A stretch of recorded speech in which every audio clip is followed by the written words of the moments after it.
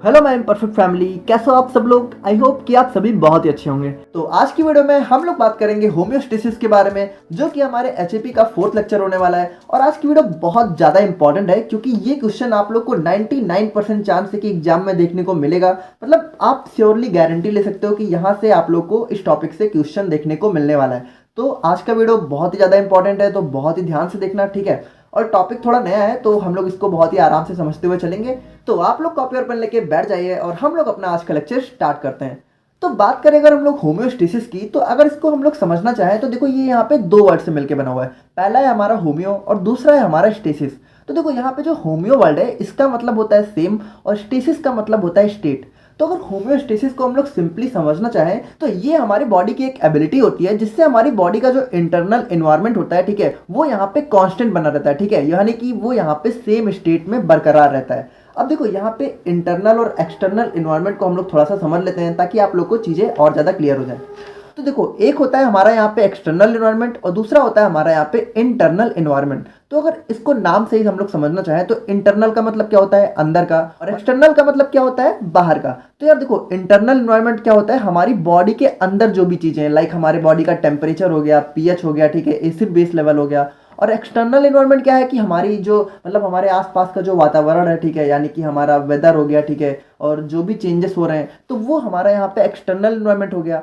तो देखो क्या होता है कि अगर हमारे एक्सटर्नल एनवायरनमेंट में कोई चीज़ें होती हैं, ठीक है, चेंज होती हैं, तो उसका इफेक्ट हमारे इंटरनल एनवायरनमेंट में भी पड़ता है। अब इसको आप लोग इस तरह समझ सकते हो कि देखो जब मौसम चेंज होता है तो अक्सर लोगों को यहाँ पे बुखार हो जाता है, ठीक है। तो ऐसा क्यों होता है, क्योंकि जो हमारा एक्सटर्नल एनवायरनमेंट होता है, ठीक है, उसकी वजह से हमारा इंटरनल एनवायरनमेंट यानी हमारे बॉडी की जो अंदर की कंडीशंस हैं वो यहाँ पे इफेक्ट होती हैं, ठीक है। तो होम्योस्टेसिस क्या होता है, सिंपली ये एक मैकेनिज्म होता है जिसकी वजह से जो हमारे बॉडी का इंटरनल एनवायरनमेंट होता है, ठीक है, यानी कि हमारे बॉडी की अंदर की जो कंडीशंस होती है वो यहाँ पे कांस्टेंट लेवल पे मेंटेन रहती हैं। यानी बाहर अगर कुछ चेंजेस भी हो रहे हैं तो उसकी वजह से हमारी बॉडी पे बहुत ज्यादा यहाँ पे इफेक्ट नहीं पड़ता है। अब देखो इसको अगर आप लोग समझना चाहो तो आप लोगों ने कभी सोचा है कि गर्मी के मौसम में हमें इतना ज्यादा पसीना क्यों आता है। वहीं हम लोग बात करें ठंडी की, तो ठंडी में तो यार हमें कभी कोई पसीना नहीं आता है।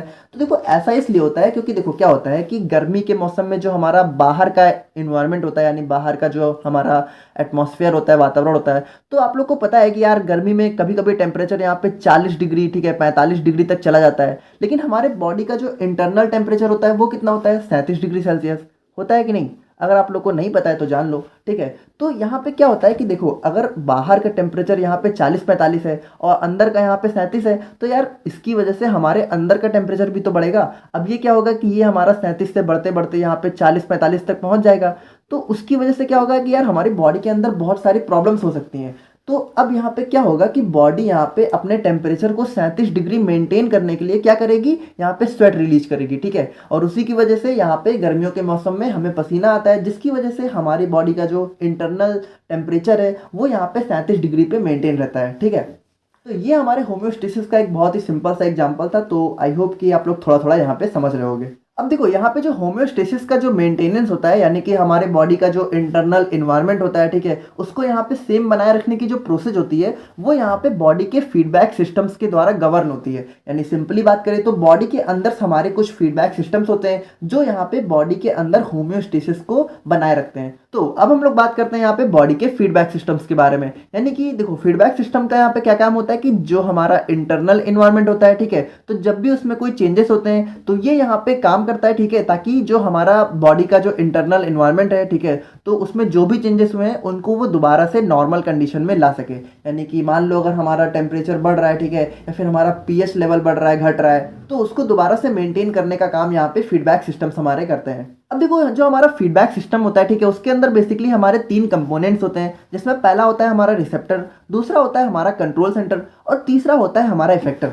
अब देखो इसको हम लोग थोड़ा सा सिंपली अगर समझें तो रिसेप्टर यहाँ पे क्या होता है कि जैसे मान लो अगर हमें कोई प्रॉब्लम हुई, ठीक है, यानी हमारी बॉडी के अंदर कुछ चेंजेस आ रहे हैं, तो यहाँ पे रिसेप्टर क्या करता है, रिसेप्टर उसको डिटेक्ट करता है। डिटेक्ट का मतलब क्या होता है कि यहाँ पे कोई भी अगर चेंजेस हैं, ठीक है, कोई भी प्रॉब्लम हो रही है तो सबसे पहले उसको पता करने का काम कौन करता है, रिसेप्टर, ठीक है। फिर रिसेप्टर यहाँ पे क्या करता है, पहले जो है हमारी प्रॉब्लम को पता करता है, फिर यहाँ पे कंट्रोल सेंटर के पास जो है इनपुट भेज देता है, यानी कंट्रोल सेंटर को यहाँ पे जाके बताता है कि हमारी बॉडी में कुछ प्रॉब्लम आई है। अब कंट्रोल सेंटर क्या करता है कि कंट्रोल सेंटर यहाँ पे अपना जो है कमांड जनरेट करता है, किसको, इफेक्टर को। यानी कि मान लो हमारी बॉडी के अंदर कोई प्रॉब्लम हुई है, ठीक है, तो सबसे पहले उसको जो है पता करने का काम करेगा रिसेप्टर, फिर रिसेप्टर यहाँ पे भेजेगा कंट्रोल सेंटर, फिर उसको ठीक करने का काम यहाँ पे करेगा इफेक्टर, और इफेक्टर को कमांड कौन देगा ठीक करने के लिए, कंट्रोल सेंटर। और इफेक्टर यहाँ पे क्या करेगा, जो हमारी प्रॉब्लम है, ठीक है, तो जिस भी वजह से हमारी प्रॉब्लम हुई है उसको यहाँ पे ठीक करने का काम करेगा।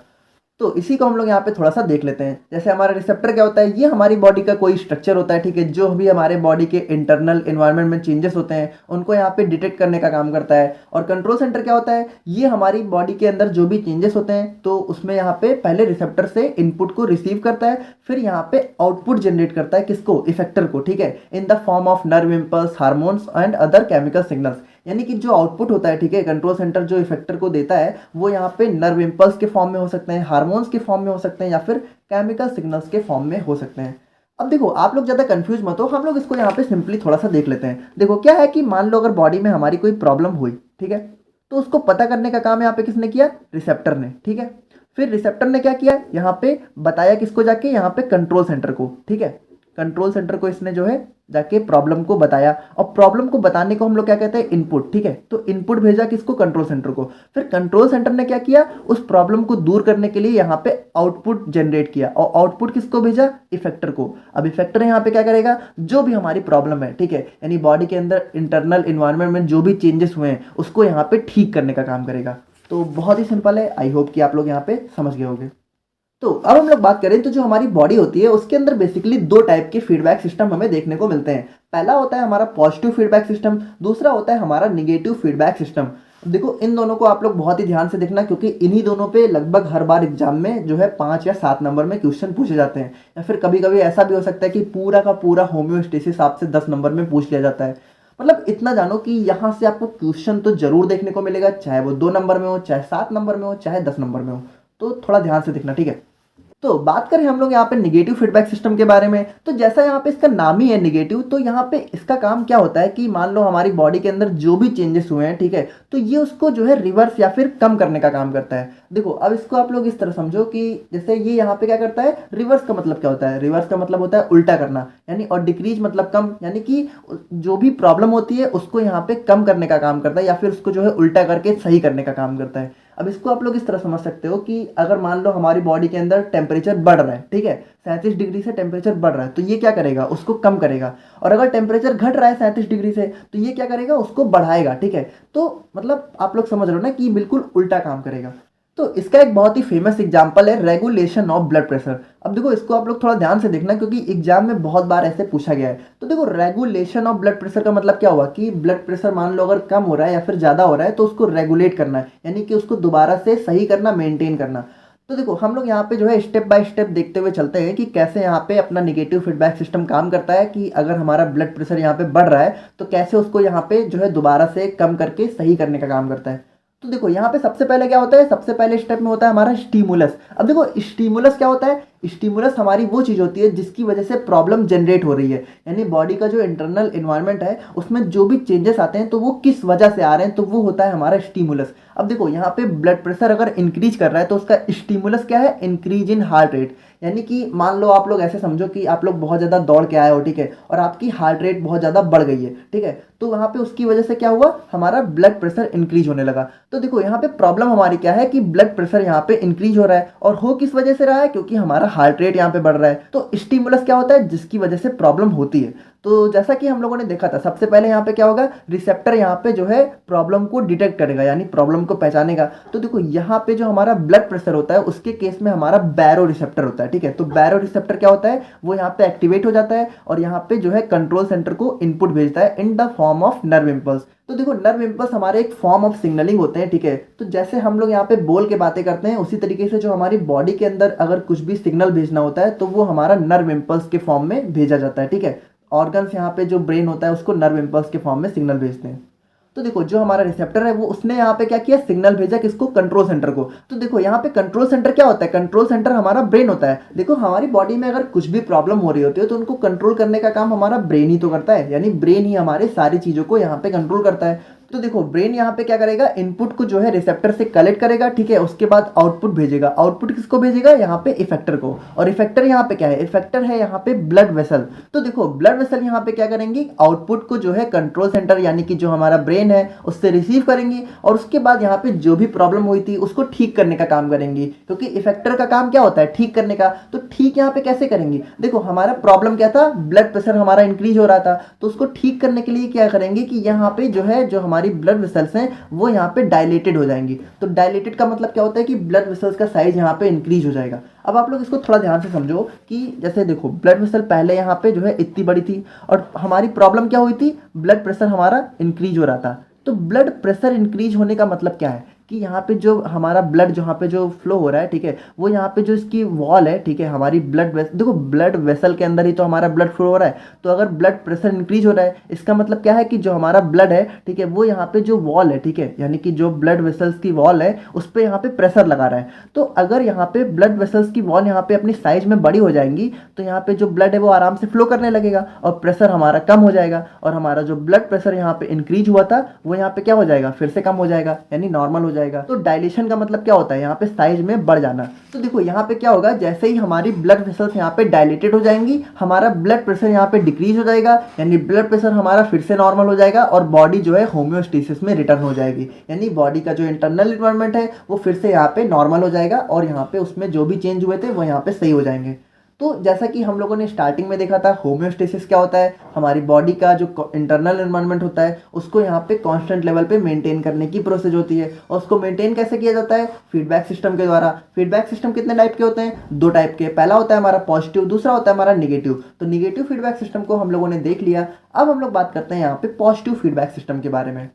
तो बात करें हम लोग यहाँ पे पॉजिटिव फीडबैक सिस्टम के बारे में, तो जैसा निगेटिव में क्या था, निगेटिव जैसा यहाँ पे उल्टा काम कर रहा था, यानी कि जो प्रॉब्लम हो रही थी, ठीक है, उसको यहाँ पे डिक्रीज करने का काम कर रहा था। तो पॉजिटिव फीडबैक सिस्टम क्या करेगा कि इंटरनल इन्वायरमेंट में अगर कोई चेंजेस हो रहे हैं तो उसको यहाँ पे बढ़ाने का काम करेगा। तो देखो यार यहाँ पे आप लोग थोड़ा कंफ्यूज मत होना, आप लोग ये मत सोचना कि बॉडी के अंदर अगर कोई प्रॉब्लम हो रही है तो ये उसको बढ़ा देगा। देखो यहाँ पे हर बार जो चेंजेस होते हैं वो प्रॉब्लम नहीं होती है, कभी कभी प्रॉब्लम को ठीक करने के लिए भी हमारी बॉडी में चेंजेस होते हैं, ठीक है। तो इसको अभी हम लोग जब एग्जाम्पल देखेंगे तो काफ़ी अच्छे से हमें समझ में आ जाएगा। तो बस आप लोग इतना समझो कि पॉजिटिव फीडबैक सिस्टम क्या करता है कि अगर कोई चेंजेस हो रहे हैं, ठीक है, तो उसको यहाँ पे और बढ़ा देता है, ठीक है। तो अभी इसको एग्जाम्पल से देखते हैं तो आप लोग को समझ में आ जाएगा। तो इसका जो सबसे फेमस एग्जाम्पल बुक में दिया होता है वो होता है नॉर्मल चाइल्ड बर्थ, यानी कि जब यहाँ पे बेबी का बर्थ होने वाला होता है तब यहाँ पे पॉजिटिव फीडबैक सिस्टम जो है बहुत ही अच्छे तरीके से काम करता है, ताकि जो उसका मतलब नॉर्मल मतलब आप लोग समझ रहे हो ना, यहाँ पे जब ऑपरेशन नहीं, जब नॉर्मल बर्थ होता है, ठीक है, तो वहाँ पे अच्छे से हो सके सारी चीज़ें, उसके लिए यहाँ पे पॉजिटिव फीडबैक सिस्टम बहुत ही अच्छे से वर्क करता है। तो उसी को हम लोग यहाँ पे एग्जाम्पल से थोड़ा सा देख लेते हैं स्टेप बाय स्टेप। तो देखो जब यहाँ पे बेबी का बर्थ होने वाला होता है तो सबसे पहले क्या होता है, लेबर पेन स्टार्ट होता है। तो लेबर पेन स्टार्ट होने की वजह से क्या होता है कि मदर की जो यूट्रस वॉल होती है, ठीक है, वो यहाँ पे कॉन्ट्रैक्ट होने लगती है, और कॉन्ट्रैक्ट होने की वजह से क्या होता है कि जो बेबी का हेड होता है या फिर जो बॉडी होती है वो यहाँ पे सार्विक्स की तरफ फोर्स होने लगती है, यानी कि वो यहाँ पे सार्विक्स की तरफ मूव होने लगती है। तो उसकी वजह से देखो क्या होता है, स्टिमुलस हमारा, देखो स्टिमुलस यहाँ पे क्या होता था कि जिसकी वजह से यहाँ पे इंटरनल एनवायरनमेंट में चेंजेस हो रहे होते हैं। तो इसकी वजह से क्या होगा कि जो सार्विक्स है वो यहाँ पे स्ट्रेच होने लगेगा, ठीक है। तो अब यहाँ पे पॉजिटिव फीडबैक सिस्टम का काम क्या है, इसको और स्ट्रेच करना। तो सबसे पहले जो रिसेप्टर है वो यहाँ पे क्या करेगा कि जो भी चेंजेस हो रहे हैं उसको यहाँ पे डिटेक्ट करेगा। अब देखो यहाँ पे जो रिसेप्टर होते हैं वो होते हैं स्ट्रेच सेंसिटिव नर्व सेल्स। देखो यहाँ पे जैसे चेंजेस होते हैं वैसा ही यहाँ पे रिसेप्टर होता है। वहाँ पे देखो क्या हो रहा था, ब्लड प्रेशर यहाँ पे इंक्रीज हो रहा था, तो वहाँ पे रिसेप्टर क्या था, बैरो रिसेप्टर। और यहाँ पे क्या हो रहा है, स्ट्रेचिंग हो रही है, तो यहाँ पे रिसेप्टर कौन है, स्ट्रेच सेंसिटिव नर्व सेल्स, ठीक है। तो ये यहाँ पे क्या करेंगे, यहाँ पे इनपुट को जो है कंट्रोल सेंटर को भेजेंगे in the form of nerve impulse, जैसा कि हम लोगों ने देखा था। और उसके बाद कंट्रोल सेंटर, यानी कि जैसा कि हम लोग को पता है कंट्रोल सेंटर हमारा क्या होता है, ब्रेन। तो ब्रेन क्या करेगा, यहाँ पे इनपुट को कलेक्ट करेगा और यहाँ पे आउटपुट को जो है जनरेट करेगा, किसको, इफेक्टर को। अब देखो यहाँ पे क्या होता है कि ये जो है ऑक्सीटोसिन को रिलीज करता है। अब ऑक्सीटोसिन यहाँ पे एक केमिकल होता है जो कि स्ट्रेचिंग को और ज़्यादा बढ़ा देता है, ठीक है। यानी कि अगर हमारी बॉडी में कहीं स्ट्रेचिंग हो रही होती है तो उसको यहाँ पे ऑक्सीटोसिन जो है और ज़्यादा इंक्रीज कर देता है। तो देखो ऑक्सीटोसिन रिलीज होने की वजह से क्या होगा कि जो यूट्राइन मसल्स है, ठीक है, वो यहाँ पे और ज़्यादा कॉन्ट्रैक्ट होने लगेंगी, और उसकी वजह से क्या होगा कि जो बेबी की बॉडी है वो यहाँ पे सर्विक्स को और ज़्यादा स्ट्रेच करेगी, जिसकी वजह से बेबी का आसानी से बर्थ हो सकेगा। तो यहाँ पे देखो पॉजिटिव फीडबैक सिस्टम में क्या हुआ कि जितना यहाँ पे सर्विक्स यहाँ पे स्ट्रेच होता है, ठीक है, उतना ही यहाँ पे ऑक्सीटोसिन रिलीज होता है, जिसकी वजह से सर्विक्स और स्ट्रेच होने लगता है। तो हम लोगों ने क्या देखा था कि जो भी चेंजेस हो रहे होंगे उसको यहाँ पे और बढ़ा रहा होगा।